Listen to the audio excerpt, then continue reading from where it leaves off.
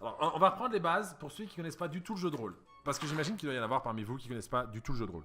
Il y a plein de jeux de rôle et ils ont chacun leurs règles, leurs dynamiques. Moi, j'ai parlé de Donjons et Dragons. Tout ce que je vais vous expliquer sera lié à mon expérience, à mon ressenti, mon vécu. Donjons et Dragons, typiquement, c'est un jeu de rôle qui, vous l'avez déjà entendu, vous en avez sûrement déjà entendu parler, qui prend ses origines dans les années 70. On est dans années 60, 70 même, si je ne m'abuse. On est dans l'après-guerre, les gens ont besoin de rêver et rien de plus simple que de rêver autour d'un jeu de rôle, puisqu'en fait, on peut à partir de rien, à partir de bouquins, se créer des aventures épiques. Et il y a eu plusieurs versions de Donjons et Dragons. Il y a les gens, il y a la version 1, 2, 3, et la 3.5 notamment, les versions que je préfère, qui est préférée par une petite partie un peu élitiste. Il y a eu des versions 5 après qui sont sorties, et il y a eu plein de jeux de rôle qui sont sortis après, ça a été la mode. Il y a les jeux de rôle Star Wars, il y a les jeux de rôle Warhammer, il y a Cthulhu, il y a les jeux de rôle sur les zombies, il y a les jeux de rôle sur les acteurs de cinéma. Il y a vraiment 1 million de jeux de rôle différents. Chacun agirait comme il veut, et souvent un jeu de rôle, il y a un maître des jeux. Le maître des jeux va avoir un tas d'informations, tel que dans Donjons et Dragons, ce bouquin-ci, le guide du maître, qui va avoir pour but de lui donner tout un tas d'éléments et d'outils qui vont lui permettre de gérer une histoire, une partie, une campagne. Une partie sera typiquement ce qu'on va faire en une soirée, avec ses copains. On va faire une partie de jeu de rôle. Une campagne, ça va être une histoire, ça va être évidemment la trame de votre partie, parfois de votre campagne. Et la campagne, c'est une succession de parties qui peuvent s'écouler sur plusieurs jours, plusieurs semaines, plusieurs mois, voire plusieurs années.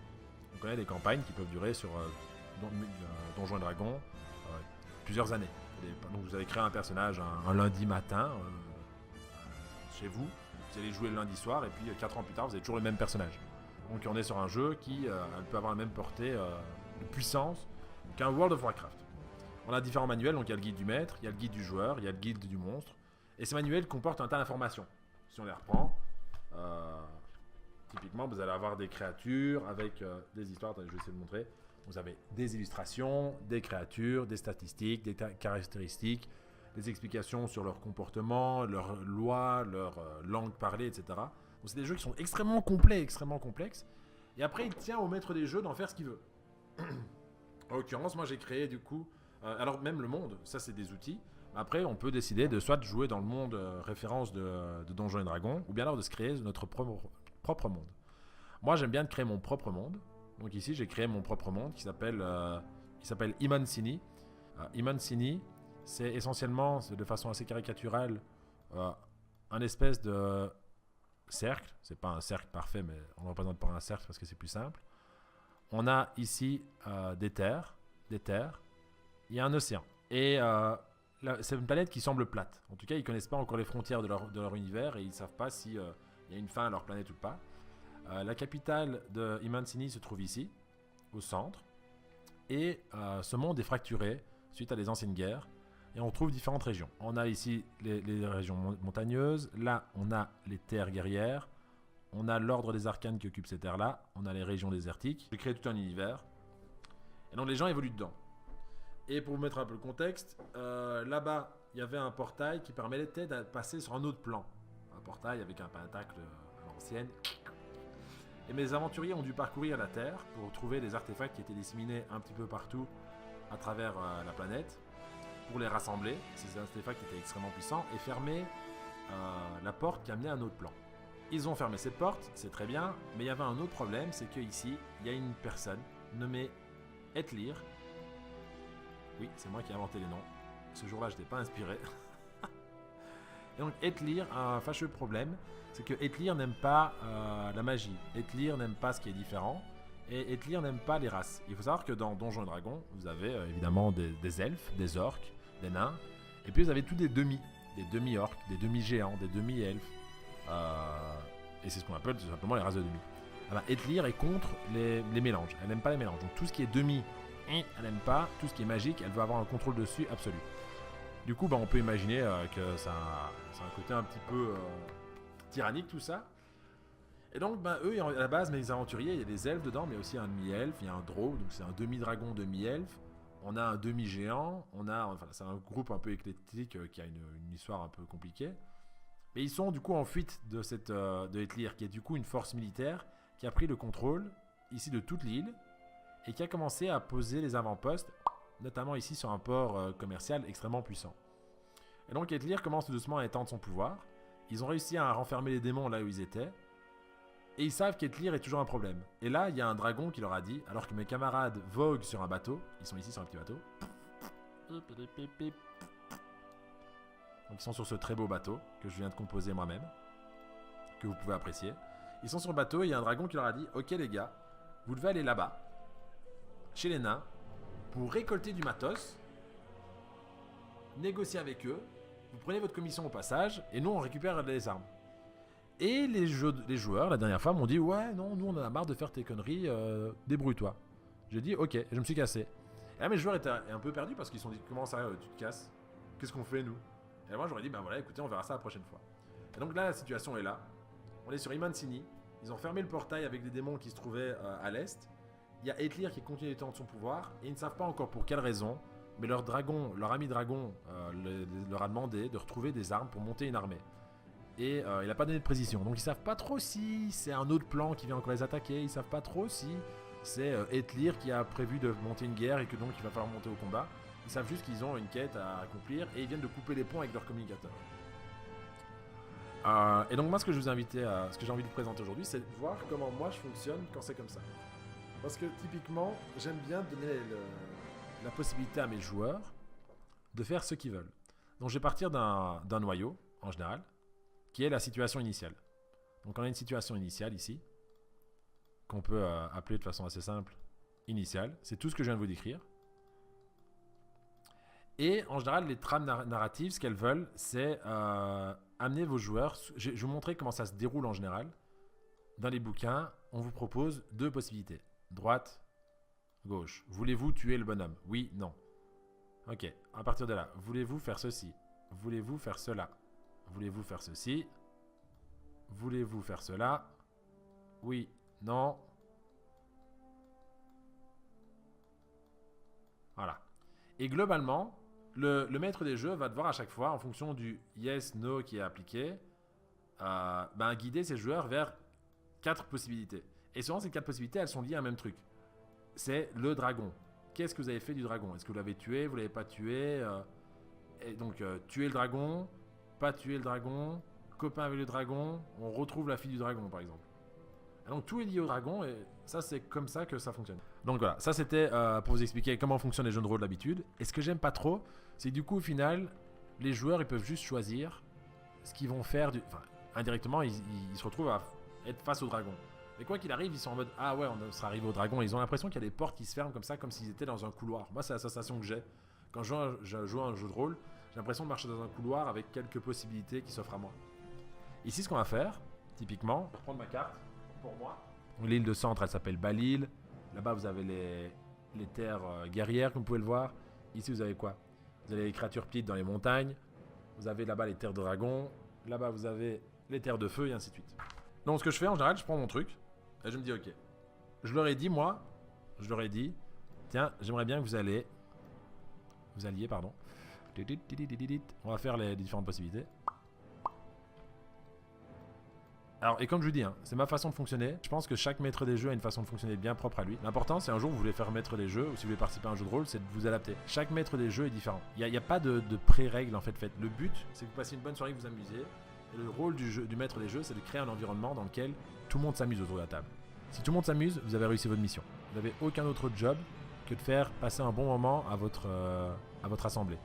Moi, je vais créer des possibilités dans ma tête parce qu'il faut quand même à un moment qu'ils aient des possibilités. Donc là, ça c'est la situation initiale. On a un commerce. Là-bas, la guerrier. Recrutement. Alors, arcane. Là, il pourra avoir information. Alors, attendez, on va mettre du coup commercial. Je vais mettre là-bas dragon. Négociation. Alliance. Commercial. Qu'est-ce qu'on pourrait faire? Qu'est-ce qui est intéressant au niveau commercial? Ah, je sais. Provision. Et... comment ça s'appelle ça? L'organisation, le support. Voilà. Donc l'idée, c'est qu'ils doivent mettre en place une guerre. Ils ne le savent pas encore, mais il y a une guerre qui se prépare. Et eux, on leur a demandé de participer au commerce. Si eux, par exemple, me disent qu'ils ne veulent pas faire le commerce, Ouais, mais ils veulent aller sur l'île du centre. C'est une possibilité qu'on peut prendre en compte. Ce genre de truc en général où j'improvise, s'ils vont sur Belle-Île, l'île du centre, l'île où se trouvent tous les grands méchants, ça pourrait paraître suicidaire, il faut savoir que les joueurs peuvent mourir. Donc il n'y a rien qui empêche les joueurs de mourir. Les joueurs ont une vie, ils doivent en prendre soin, s'ils font des conneries, ils peuvent mourir. Belle-Île, on pourrait mettre mission risquée. Là c'est mission impro, tu vois. C'est mission improvisation. Qu'est-ce que vous voulez faire à Belle-Île? Et en fonction de ce qu'ils me disent, on improvisation.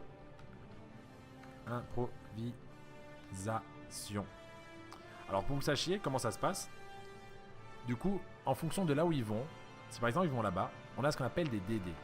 Pourquoi des DD? Quand vous jouez sur Donjons et Dragons, on a ce qu'on appelle les D20. Je vais montrer un D20, physiquement ce que c'est. On va le voir là-bas. Donc un D20 c'est ça. Et c'est tout simplement un dé à 20 faces. Un dé à 20 faces, comme vous imaginez, il va de 1 à 20. Jusque là c'est assez simple. Ça ressemble à ceci. C'est joli. Et quand je le jette, j'obtiens un chiffre. Si j'obtiens 18 à mon chiffre, c'est un très bon jet. C'est-à-dire que j'ai fait une belle performance. En général, la belle performance, ça va être opposée à quelque chose. Si par exemple, je veux escalader un mur sur lequel il y a des petits morceaux de bois, sur une distance de 2 mètres, en prenant mon temps avec une corde pour m'attacher, la difficulté à le réaliser, ce sera 5. 5 sur 20. Donc, j'ai jeté mon dé. Si je fais 11, comme j'ai de le faire ici, je réussis. Si je fais 4, je rate. Quand je vais faire mon donjon et dragon, s'il décide d'aller sur Belle-Île, vu que Belle-Île se trouve au centre, dans une zone très dangereuse et qui sont mis en péril par cette région, je vais prendre comme référence que les dés de difficulté, ce sera par exemple 35. C'est-à-dire que s'ils décident de passer derrière un garde discrètement pour aller voler des clés, il faudra qu'ils jettent leur D20 et qu'ils ajoutent leurs compétences. Parce que chaque personnage va pouvoir apprendre des choses. Donc vous allez pouvoir avoir par exemple compétences discrétion. Ils vont pouvoir dépenser des points dedans. On ne va pas aller plus loin dedans, mais typiquement ils pourront mettre 15 points de discrétion. Et à ce moment-là, s'ils font 19 sur le dé et 15, ce ne sera pas suffisant pour un DD 35. Donc il faudra quelqu'un qui a des grosses compétences pour y arriver. Et donc je peux équilibrer le truc comme ça. C'est-à-dire qu'ils vont débarquer sur la plage, ils vont essayer de passer derrière un garde. Le garde va faire qu'est-ce que vous faites là? Alors qu'ils vont jeter leur dé et qu'ils vont faire quelque chose de plutôt correct. Ils vont se dire ok, c'est peut-être pas le moment de venir ici, on sent que les gardes ils ont l'air à l'affût. Ils vont pas interpréter, il faut pas à ce moment-là, et c'est important de ne pas leur donner le sentiment non mais le garde il vous voit direct. Il faut laisser tes joueurs jouer, les guider, les orienter, mais s'ils veulent y aller, il faut qu'ils aient une chance de réussite. Donc c'est pour ça que je mets des DD équilibrés. Donc voilà, s'ils vont sur Belle-Île pour improviser et essayer de s'amuser, j'improviserai, c'est pas du tout prévu dans mon planning, mais ce sera du DD 35. Les nains là-bas, j'ai déjà toute une liste de personnages qui sont créés. Tous mes personnages ont été créés parce qu'ils ont déjà été là-bas auparavant, donc ça tes personnages tu les crées à l'avance. Et donc typiquement ils vont devoir retrouver des vieux copains avec eux. Et vu qu'ils sont attendus là-bas, les négociations, en fonction des feuilles de mes personnages, donc j'ai mes feuilles de personnages ici, enfin mes feuilles. J'ai les feuilles de mes joueurs, donc par exemple ici j'ai Erza, qui est joué par un de mes joueurs. Je regarde un petit peu, je vais voir, tiens, ils ont combien en psychologie. Psychologie 9, ok, renseignement 9. Tu te dis, tiens, si j'ai envie qu'il ait une chance sur 4 de réussir, 24 c'est un bon DD. Tu pourrais te dire que là c'est une zone où ils sont censés réussir avec leurs compétences, pas facilement, mais ils peuvent arriver, tu mets des DD 24 pour la moyenne. Et à partir de là, tu vois, tu peux te dire, ok, les DD 24 on les met où? Je les mets dans tous les endroits où j'ai envie qu'ils aillent s'amuser. Les endroits où ça doit être simple pour eux, tu mets des DD 24. Chercher des informations, voilà, DD 24. Puis tu te dis les endroits où ça va pas être trop simple non plus, genre le recrutement, c'est pas ce que je voudrais qu'ils fassent pour le moment, mais s'ils veulent le faire, je les laisse faire. Je vais mettre un DD 30. Les dragons, ils sont pas censés aller négocier avec les dragons, mais j'ai pas envie que ce soit impossible pour eux. Donc les dragons, je vais mettre un DD 35. C'est-à-dire qu'ici, ils vont chez les dragons pour négocier, pour se faire des copains et faire une alliance. C'est difficile, mais ils ont le droit d'y aller. Et à partir de là, il y a normalement peu de possibilités que tu sois perdu. C'est-à-dire qu'à partir de là, ils sont sur leur île. Je vais leur demander tout à l'heure, quand on va commencer la partie, ok, la situation la dernière fois était celle-là, que voulez-vous faire? Et alors ils peuvent me dire, j'aurais déjà laissé faire des sessions où ils me disent, écoute, nous on va acheter une maison, faire du commerce, acheter un bateau. Ils ont volé un bateau, ils ont des pirates qui travaillent pour eux, ils font du commerce, ils font plein de trucs rigolos. Et alors là, c'est là que ça devient intéressant, c'est que vous vous rappelez ce que je dis en tout début, la situation initiale, c'est que le dragon leur suggérait d'aller faire du commerce chez les nains, dans le but de mettre en place une guerre. Et donc il y a un dragon qui s'appelle Cal. J'ai appelé Cal, comme ça. K-A-2-L. Cal leur a demandé d'aller faire du commerce. S'ils y vont pas, Cal va devoir faire d'autres choses pendant ce temps-là. Et donc ce que je vais faire, c'est que si eux n'y vont pas, Cal va aller faire, a priori, première chose qu'il pourrait faire, négocier des alliances. Après avoir négocié des alliances, il devra probablement faire du recrutement. En fonction de ça, il devra gérer provisions et support. Et puis ensuite, il devra faire du commerce avec les nains pour avoir des armures. Ou peut-être dans un autre ordre. Et quand mes joueurs ne veulent pas faire quelque chose, ce que je fais apparaître un autre groupe de joueurs virtuels. Donc PNJ. Et donc si eux refusent d'aller faire la mission là-bas, qu'est-ce que je fais? Je crée un groupe de PNJ virtuels qui va résoudre les quêtes à leur place.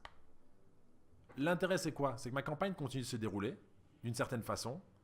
Et alors ce que je fais en plus, je ne détermine pas moi-même si ça se passe bien ou mal. Ce que je fais, je me dis ok, eux ils vont pas faire le commerce avec les nains. Les nains, j'avais dit que c'était DD24, mon groupe réussit à... Ils ont fait un 5. Là je viens de faire un 5. C'est pas bon. Ok, je considère que les PNJ ont foiré le commerce avec les nains, du coup mes guerriers n'auront pas d'équipement. Cal, du coup, demandera à ce groupe de PNJ d'aller ailleurs et de faire du recrutement, c'est ce que mes joueurs devaient faire à l'origine.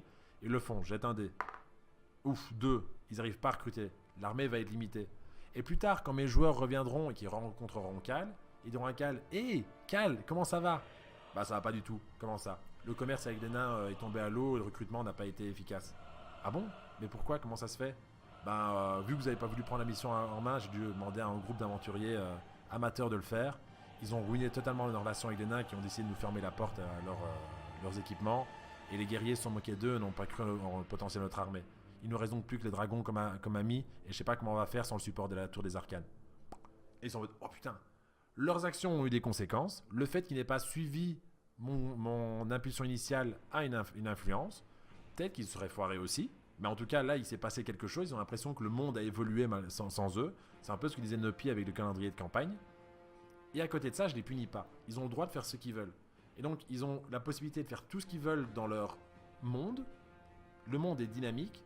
Et ils ont en même temps pas la sensation d'être bloqués dans un truc. Et ça, c'est vraiment ultra fun. Enfin, moi, je trouve que c'est vraiment le genre de monde dans lequel j'aurais envie de jouer. Et c'est un monde dans lequel j'adore vraiment vivre avec mes personnages. Et alors tu rajoutes à ça, j'ai fait plein de petits personnages, il y a des guildes qui sont mises en place, etc. Enfin, c'est vraiment ultra fun à faire. Et voilà. Et franchement, si vous aimez bien ce genre d'environnement, si vous aimez bien les interactions, les possibilités, les histoires, faut pas hésiter à chercher des jeux de rôle. Moi ici c'est Donjons et Dragons, mais n'importe quel jeu de rôle peut faire l'affaire. Et pas hésiter à chercher des maîtres des jeux qui vous conviennent. Parce que ça, c'est une façon de faire le maître des jeux. Mais il y en a qui aiment pas trop parce qu'ils sont paumés. Il y a des fois où je leur dis, ok, vous voulez faire quoi? Et je leur donne des petits indices, mais s'ils les captent pas, moi je leur dis pas, tu vois. S'ils me posent pas des questions, je leur dis rien. Faut pas grand chose. J'essaye de ne pas les aiguiller. Du coup, ça peut être perdant. Là, c'est des joueurs qui ont tous entre 10 et 14 ans d'expérience. Enfin, il y en a 3 en tout cas qui ont entre 10 et 14 ans. Il y en a 2 qui sont un peu plus jeunes. Mais voilà comment moi je fonctionne pour mes jeux de rôle. Et pour moi, c'est ultra kiffant. J'adore parce qu'on crée une histoire où à la base, c'était des petits joueurs. Et ce que j'aime bien aussi de cette façon rétrospective, après, quand je reviens avec eux sur le jeu de rôle, c'est je leur raconte, on revient, ils me disent tiens, et là il s'est passé quoi? Et alors je leur explique, après je leur dis ben voilà, ici vous aviez plusieurs possibilités, il s'est passé ça. Et alors pour eux, c'est génial de savoir qu'ils n'ont pas eu une trame, tu vois. Ils n'ont aucune idée de comment ça se passe. Enfin, moi je trouve ça vraiment intéressant pour le coup. Vous êtes maître des jeux, je sais que c'est difficile. Quand vos joueurs veulent pas suivre votre trame, si vous leur dites la porte s'ouvre, vous apercevez une lumière, que faites-vous? Ouais, non, c'est trop dangereux, on se casse. Si vous vouliez qu'ils descendent et qu'ils décident de dire non, on se casse, vous ne devez même pas ticker. D'accord? Vous partez où? Et il faut pouvoir improviser et laisser tomber. Moi, ça m'est arrivé la dernière fois, j'avais eu le coup. Il y avait un village d'orques. Et normalement, il devait infiltrer le village d'orques pour arriver face au chef orc. Et là, il devait y avoir une interaction. L'orc, en fait, était un orc qui était faussement violent et qui voulait rétablir et unir les tribus. À la place de ça, ils sont partis dans le nord. Ils ont été faire chier les dragons. Le dragon les a poursuivis. Et qu'est-ce qu'ils font? Ils prennent la tête du dragon et ils la balancent à côté du village d'orques. Mais qu'est-ce que j'ai fait? J'ai dit que le dragon qui était là-bas a retrouvé la tête de son fils et a brûlé le village d'orques. Toute ma campagne, mes pièges, mes personnages, tout ce qui était dans le village, je l'ai fait cramer sous leurs yeux. Et là, c'était... Moi, je l'ai fait parce que je me suis dit que c'était le mieux dans le moment, mais aussi c'était une façon forte de leur dire, vous venez d'avoir une influence. Ils savaient qu'ils devaient aller dans le village d'orques, ils savaient qu'ils avaient la possibilité, ils avaient négocié entre eux, et d'un seul coup, le village d'orques venait de brûler. Et ils étaient, mais qu'est-ce qui se passe? Ils avaient vraiment la sensation que leur leurs actions venaient de détruire totalement un village. Et alors plus tard, ils ont retrouvé une femme orque, parce que je me suis dit que c'était intéressant quand même de leur laisser le truc, qui leur a parlé du chef orque et qui leur a dit qu'il n'était pas du tout violent et qu'en fait il voulait unir les peuples. Et là c'était encore pire parce que du coup il y avait une petite culpabilité. Ils avaient le sentiment d'être dans un monde dynamique où leurs actes avaient de vraies conséquences qui pouvaient être parfois terribles. Et c'était vraiment génial, moi j'ai vraiment kiffé. Parce qu'il faut savoir que être maître des jeux, ça demande beaucoup de travail. Ça demande de réfléchir, ça demande beaucoup d'activité, ça demande beaucoup de réflexion, et ça demande d'être tout le temps sur le qui-vive. Tu peux jamais te laisser aller. Il faut vraiment gérer les libertés que tu donnes aux persos. C'est ça. Et à partir du moment où tu lâches la bride et que tu donnes un peu de liberté à ton personnage, tu peux pas la reprendre derrière trop facilement. Il faut que ce soit vraiment subtil. C'est moment où tu fais l'erreur de leur donner de la liberté, il faut pas l'impression qu'ils aient une porte qui se ferme devant eux. Il faut qu'ils aient l'impression d'avoir une négociation. Il faut qu'ils aient le choix. Et alors, il faut jamais tuer un personnage. Alors ça, moi, c'est la plus grosse difficulté que j'ai. C'est tuer un personnage. J'ai encore jamais tué un personnage de jeu de rôle, définitivement. J'ai tué des PNJ, j'ai tué des familiers. Mais j'ai encore jamais tué un personnage. Je pense que tuer un personnage d'un joueur, tu dois le faire uniquement s'ils ont pris un risque et qu'ils n'ont pas eu de chance, par exemple. Donc si eux prennent... Typiquement, la dernière fois, j'ai eu le cas. Je vous fais la situation. Ils sont dans une ancienne forge naine. Je vous fais le dessin complet pour que vous ayez vraiment une situation. Qui était dans un volcan. Vous allez voir, c'est un truc de malade. Hein. Donc ça, c'est la forge naine. Il y a différents tunnels qui permettent d'y accéder. Ça, c'est les 2 tunnels. Oh. Il y a au total 8 tunnels. Ça, c'est une montagne. Je vais dessiner en plein ce qui est plein après et ce qui n'est pas plein. Alors, hop, poum, poum, poum, poum. Ça, c'est du plein. Ici, vous avez des grosses chaînes qui sont suspendues dans le vide et qui tiennent un énorme chaudron qui devait faire partie probablement d'une ancienne forge. Et en dessous, vous avez un ancien volcan qui est éteint. Vous avez ce chaudron et vous avez tout un système avec des tuyaux ici qui permettaient probablement aux nains, anciennement, de récolter le minerai une fois et le faire couler. Mais les joueurs, ils sont là en mode, ok, c'est un ancien volcan, il a été éteint depuis des années, enfin il est éteint depuis des années, il y a de la flotte. Et ils savent qu'il y a un dragon noir, et les dragons noirs, quand ils font des recherches sur les origines des dragons, les dragons noirs kiffent l'eau. Et donc, assez rapidement, ils s'imaginent, à juste titre, que le dragon noir est niché dans l'eau qui est là au-dessus. Ok. Dragon noir qui dort là au-dessus, et ils savent que le trésor du dragon noir, après avoir cherché pendant pas très très longtemps, et ça c'est l'entrée de mon... C'est le trou de mon volcan. Et donc mon groupe de joueurs, on va les représenter. Hop, il y a un demi-géant, 2 alflins, et 2 elfes. Et qu'est-ce qu'ils font? Ils prennent un des elfes qui peut monter au mur, ils les mettent ici, et les 4 autres se retrouvent là-dedans, à chipoter et à chercher de l'or. Et le dragon, on sait qu'il est quelque part, pouch, par là. Et ce qui se passe, c'est que mes joueurs, du coup, décident d'être greedy et accumulent du trésor. Ils trouvent l'objet qu'ils cherchaient. Le dragon commence à bouger. Le gars est en mode, ok, les gars ils commencent à bouger. Qu'est-ce qu'on fait? On chope de l'or, on chope de l'or, on chope de l'or. Lui, c'est un magicien qui peut les téléporter. Il fait quoi? Il saute, il descend, il dit, bon les gars, on fait quoi? Je leur dis, vous faites quoi? On chope de l'or. Le dragon arrive, vous faites quoi? On chope de l'or, on chope de l'or, on chope de l'or. Et là, je me dis, merde, qu'est-ce qu'ils font? Et au moment, ils ont lâché la vue, ils savent plus ce qui se passe. Je leur fais la bonne surprise que le dragon apparaît ici. Il est conscient qu'on est en train de voler son trésor, parce que c'est comme un motherfucking dragon. Il crache une boule de feu. La boule de feu part. Et je dis, à ce moment-là, à mes joueurs, juste avant, je leur demande quelle action est-ce que vous faites. Et mes joueurs me disent, ok, attends, comment est-ce que ça se passe? Ouais, c'est ça. Il tire une première boule de feu. Il leur fait des gros dégâts à tous. Et il y a une des chaînes, je regarde les points de vie de mes chaînes, et il y a une de mes chaînes qui se brise. La chaîne se brise, et mes gars se retrouvent. Merci pour le follow. La chaîne se retrouve brisée, et se retrouve suspendue dans le vide. Et le dragon qui a tiré une première boule de feu, et qui est franchement pas content. Je demande à mes mates ce qu'ils font. Ils touchent tous mon pote, le magicien, en mode vas-y, téléporte-nous. La boule brûle et je dis à John, ok, tu peux lancer ton sort, la boule est en chemin. Ils sont tous super low life. Et là, il faut savoir qu'il y a un truc sur Donjon Dragon, c'est que pour réussir un sort, tu dois faire un jet de concentration. Concentration, c'est dire quoi? Ça veut dire que tu dois, en fonction du nombre de points de dégâts que tu as pris, lancer un dé et le réussir. Il a pris tellement de points de dégâts avec la boule de feu qu'avant, et vu qu'il est en train de tomber, qu'il faut qu'il fasse un 20 sur son jet pour arriver à les téléporter.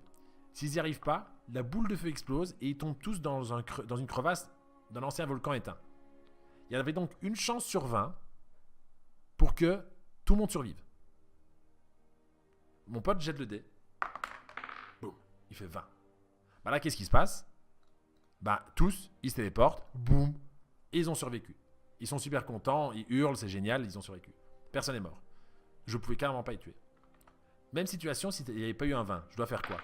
Bah, dans cette situation-là, quand vous êtes dans une situation où les joueurs savent qu'il y a un danger, ils ont accumulé leur trésor, ils ont leur objectif de quête, et ils décident de continuer à accumuler des ressources pour le plaisir d'eux, parce qu'ils ont envie, ils ont l'excitation.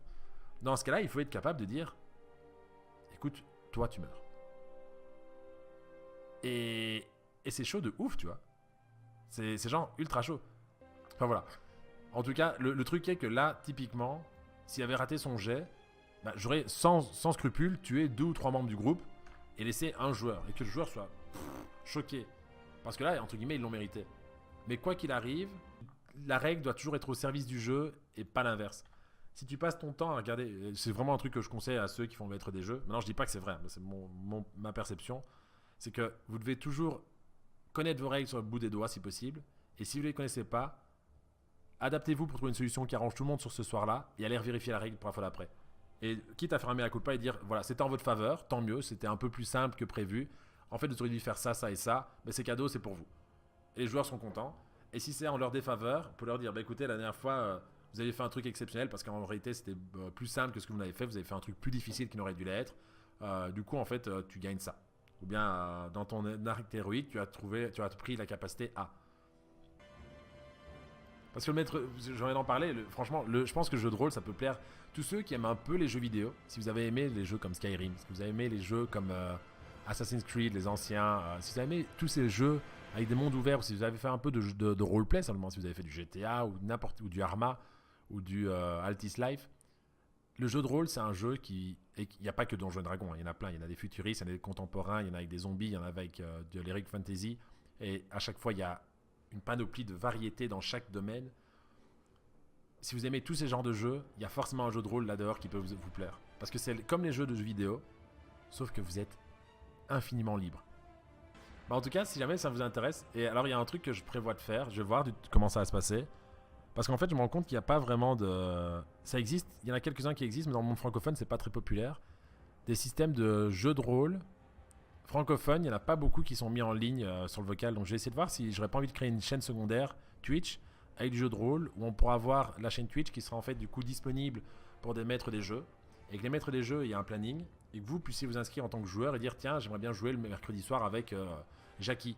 Et avec Thierry le vendredi soir, il est sur Cthulhu, est-ce que je pourrais jouer? Et c'est une place qui se libère. Le gars qui est maître des jeux, qui peut du coup promouvoir la chaîne, stream. Et à côté de ça, il peut continuer sur sa chaîne à lui, à faire ses activités et faire une pub. Du coup, j'envisage une chaîne secondaire jeu de rôle. À voir. Je sais pas du tout où c'en est ça. Vraiment super chouette. Je suis content d'avoir pris le temps de faire ça. Ça a été une petite session d'approche de la campagne maître des jeux que je fais avec mes camarades. J'espère que ça vous aura plu d'avoir ces petites informations sur le Donjon Dragon. Si ça vous plaît, n'hésitez pas à me le dire. Si jamais vous en voulez plus, si vous voulez que l'on le refasse plus souvent, que je le fasse de façon plus structurée, plus en profondeur, n'hésitez pas, vous me demandez sur Twitter, ici dans le chat ou bien sur Discord. Moi, vous savez bien, j'aime bien tout partager avec vous. En tout cas, je voudrais vous remercier. C'était pas Cam, c'était un plaisir, un honneur.